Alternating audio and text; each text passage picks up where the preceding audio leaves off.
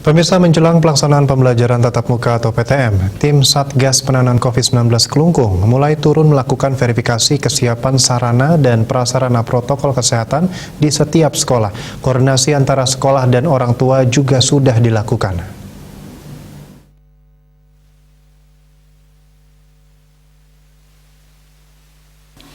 Tim Satgas COVID-19 yang dipimpin Koordinator Bidang Penindakan Iputu Suwarte sudah melakukan pengecekan di beberapa sekolah.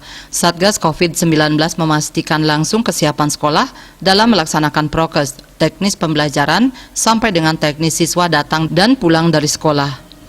Suwarte mengatakan dari hasil monitoring dan evaluasi yang dilakukan secara umum, semua sekolah di Kelungkung sudah siap dalam melaksanakan pembelajaran tatap muka.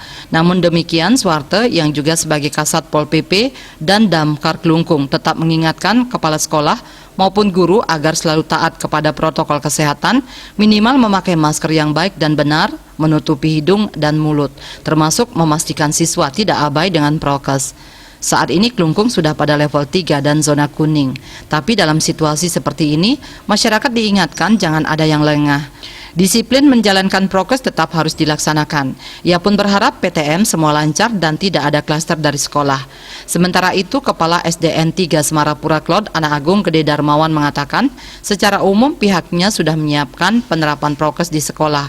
Sekolah menyediakan termogan, hand sanitizer hingga UKS jika ada siswa yang sakit. Termasuk juga sistem pembelajaran yang setengah kapasitas juga sudah disiapkan. Darmawan menambahkan pihaknya di sekolah sudah melakukan rapat khusus terkait teknis kedatangan dan kepulangan siswa dari sekolah.